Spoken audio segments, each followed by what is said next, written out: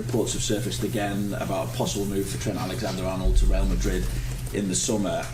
With that, obviously fans are wondering what is the likelihood that he will stay beyond this season. So what's your understanding now of Trent's situation? What change has there been, if any, in his position regarding his future, and therefore what has he told you of his intentions? No, his situation is unfortunately that he's injured. Otherwise people would have probably spoken about him, that he had 1 or 2 brilliant performances for the England team. And but he's injured, and for him that means that he's fully focused on his recovery. And for us that means that we're trying to help him to be back as soon as he can. And for the rest, of course, for 8 months it went a bit up and down, maybe with all kind of talks about him, Virgil or Mo. But we've never been focused on those talks. We've always been focused on what we have to do. That for Virgil and Mo is trying to win the Merseyside derby, and for Trent it is making sure he's fit as soon as he can. Just to push you on that a little bit though, given those reports, does that affect you at all, and does it concern you that this could be the end for Trent here at Liverpool? No, because it's a situation that is there for 8 or 9 months now, and I think all these 3 players have performed so well under these circumstances. So no, it doesn't affect me at all. I think there was a bit of noise about us losing against Paris Saint-Germain, losing against Newcastle as well. I always try to be rational and try to judge the situation. And in the Newcastle and Paris Saint-Germain situation, I don't think this happened many times that from the 9 serious games a team plays in Europe, because I don't took the PSV game serious. Because we were already qualified. When you win 8 and you only lose 1, that you're out before the last 8, before the quarterfinals. I was a bit more frustrated about the final, because I think we deserved to lose that one, and that is for the first time I think we deserved to lose a football game. We were not tough in terms of defending. We were not good with the ball. So there were not many things to like about the final. It's the first time this season as well that you've lost back-to-back games. So what job have you had to do to pick the players up, and how has that been impacted by the international break? Yeah, they immediately went to the national teams, and they've played, all of them played important games over there. So when we came back, I did come back to both situations, but I think for most of them, they didn't forget, because they know what have happened, and they are, like me, disappointed for us not winning our first trophy and being out of the Champions League. But we are also realistic, like I just said. If you played 9 games in Europe, you won 8, and you could call it unlucky by going out with penalties. That is something, I think we've tried everything in that game to go through to the next round, and I can't blame any player at all for that game. For the final, we were also outworked, and that's not what I like. What are you expecting then from this Merseyside derby compared to your first experience of a Merseyside derby?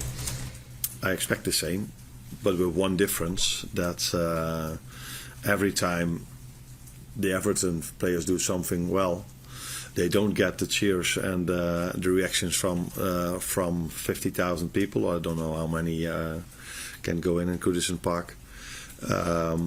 But our players will get that reaction after every tackle they make, after every pass they do, and that is a different emotion. But football-wise, I expect the same, because this is what Everton have done in the last 9 games now, or last 10 games when David Moyes is in charge. They didn't lose one football game in the last 9 Premier League games. So it would be a surprise if they are going to do something different. And we are top of the league, so it would be strange if we are going to change something as well. Well, that last meeting obviously got a bit heated towards the end. Are you given just any thought into just avoiding getting dragged into anything like that again in any future games? Yeah, I'm hoping I will act differently next time, but I can't promise. But what I'm also sure about is that I would be so surprised if I ever will experience 8 minutes of so many controversial decisions in our disadvantage again. So yes, even if it happens, I hope I act differently, but I can't promise. But I don't think I'm going to experience that again. But you never know. Football is unpredictable. After a disappointing result, sometimes the manager or players say we want to play again as quickly as possible to get out of our systems. But it's been 15, 16 days since Wembley. What's the feeling here? Are you now desperate to play? Is that the sense you're getting? I definitely am, because it's been 15 or 16 days or even longer before I last managed a game. But many of our players played 1 week ago important games for the national team. So, but everybody can understand the position we are in at the moment, that we're all looking so much forward to the upcoming 9 games. So yeah, players are refreshed in my opinion, but it wasn't all negative. We've played a final, so we've managed to play a final against a very good Newcastle team, and we had one great game, and the other game we defended really well against Paris Saint-Germain, which was in my opinion the best game in the Champions League so far, and we got beaten by a very, very, very good team. But wow, what a game we played as well. So yeah, you can always look at the result, which was not the way we wanted in 2 games, but I was proud of our performance against Paris Saint-Germain. It was maybe the best game we've played this season, but unfortunately we lost it on penalties. Hi Arne, you described the previous 3 matches as being cup finals. I just wondered if you take that attitude into this game and into the remaining league games you have, despite the fact you've got a good lead at the top of the Premier League. Yeah, but in the final stages of the season, every game matters, and if I now again say it's going to be 9 finals, yeah, it is for every team there are 9 finals, but it was a bit, because we played the final, I used the word we played 3 finals in a row, because Paris Saint-Germain was also a knockout game. But yeah, these games are very important for us, the upcoming 9, starting with the following one, and that's Everton. Not only because it's the Merseyside derby, also because we are in such a great position in the league. Just wonder about Chiesa as well. He obviously scored in the cup final, and I know you've said before that you've struggled to sort of see too much of him in training given how many games you've had. I just wonder, given the impact he had off the bench last time, do you see him having more of a role in the team between now and the end of the season? Yeah, it wasn't only that I didn't saw a lot of him during training sessions because we had so many games, it was also because he was more than we wanted, injured. But it was good to see that he impacted the game when he came in. That is what has happened a lot this season already, that when players come in, they impact the game. The assist was from Harvey Elliott, who has impacted the game a few times now in the last 3 or 4 matches. So it's good to see that all these players are ready, and that is partly my job, but also partly the players' job to stay ready for the moment we need them. And he's in competition with Mo Salah, and I don't think you can deny that Mo has quite a good season. So that makes it sometimes tough for him. But we know we can trust him the moment we need him. And not only him, it's also the likes of all the other ones that maybe haven't played as much as Mo and Virgil. But we can trust them every time we need them. Arne, as the last international break this season, is it any different from your perspective? Does it offer a slightly unique chance to maybe ramp up any plans for the summer or anything like that? No, the only difference is that the first 3 were after maybe a month or 2 months of work. This one was after 4 months of non-stop work. So I liked this one the most, for the simple reason that it was 4 months in a row. So it was my first experience by playing in the winter as well. So this one I liked the most. I needed the most maybe as well. But there's no difference between back then and now. If you want to achieve something in the Premier League, in the League Cup, in the FA Cup, or in the Premier League, you need to compete with the best teams in the world. So the Premier League teams or the Champions League teams. So there's no room for going a gear down. You always have to be on top of your game. You have to be that in September, you have to be that in October, in March, and definitely also in April and May. And you suggested there how much you're kind of itching towards playing again, and also I imagine, as you've spoken about, there was disappointment from how it finished. Do you have any strict rules personally with yourself? Do you allow yourself a bit of time to reflect and then switch off and then start kind of building back up again? Yeah, of course you reflect. You reflect on the first 8 or 9 months. You reflect on the last part before we had the break. And like I said, I think I'm mostly rational. Sometimes after certain 8 minutes I'm a bit emotional, but mostly I'm rational. And then you also reflect, and I think I said it immediately after we lost the final, that it wasn't only negatives in that week. We also extended our lead to 12 points. So that tells you that we did really well in the league. Yeah, that we lose against one of the best teams in Europe with Paris Saint-Germain was far from ideal. But if I have to go out of a tournament, I prefer to go out against Paris Saint-Germain. I prefer to lose against Newcastle, which is a great team. And I think it's an embarrassment and close to a disaster if you lose against Plymouth Argyle. I do respect them a lot, but they are not of Paris Saint-Germain quality or Newcastle quality. So if you have to leave a tournament, then do it by being beaten against 2 very good teams. Carl? It's rare you hear managers say that their players are refreshed after an international break. Usually it's concerns about travelling and stuff. But considering what you said about how they played in the final and people are talking about has fatigue set in, has the international break provided an important reset for the players just to have a bit of a break from the rigours of all that campaign? So then I try to be rational again, and if I look at the Paris Saint-Germain game, I don't think in the 8 or 9 months I've been in this job, I've seen my players work that hard as they did for 120 minutes. So maybe that was also the reason why we looked tired in the final. But again, maybe I don't give the right credits to Newcastle because they made it so difficult for us because of their game plan.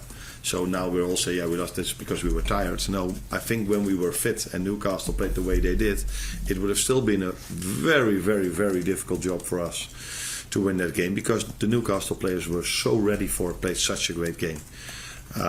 So I don't think we were tired for the simple reason that against Paris Saint-Germain we were incredible in terms of work rate and in terms of intensity. And they are maybe a bit more refreshed than after a normal international break because normally we play in the weekend and now we play on Wednesday. So most of them had a few days off as well for the first time in months that they had 3 or 4 or 5 days off. And so that is maybe the reason why I use the word refreshed.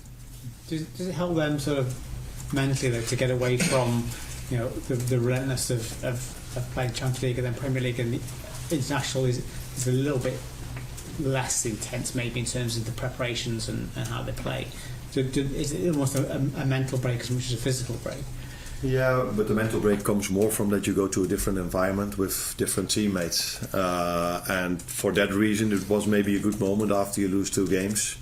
If you then stay at your club, you either have to win the next game, but if you go to your national team, things are new again, and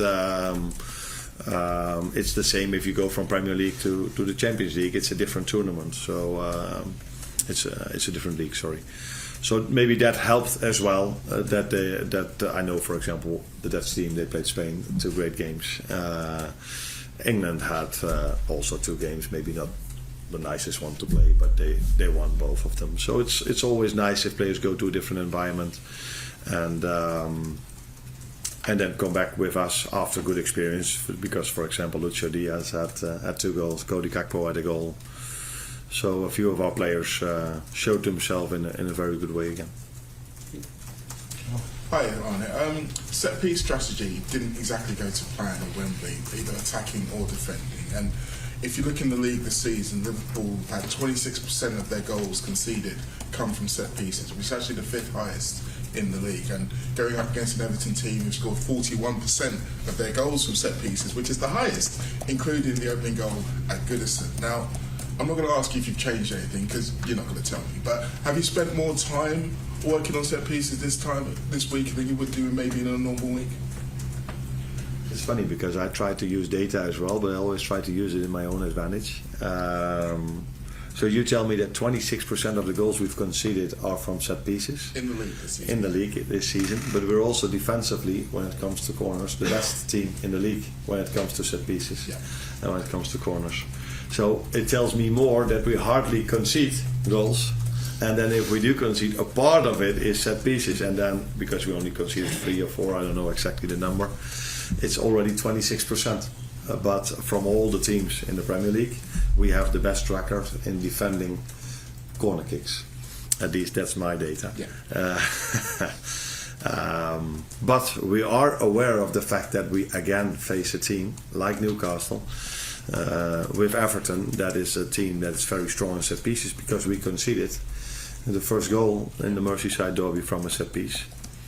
And we conceded a goal against against Newcastle from a set piece. And I've said many times that in big games, and the Merseyside derby is one of them, the big Champions League games, a final is one of them, you cannot win a big game if you have a negative balance in your set pieces. And our main competitor at the moment, Arsenal, shows us on a weekly basis the importance of set pieces. So we are focused on it. We want to do better in our attacking corners, but I'm hoping we can keep our record as being the best team in the league defensively by defending corners. The last one. Just checking team news, Arne, Gravenberch and Alisson, are they okay? And how far away is Conor Bradley from the 10?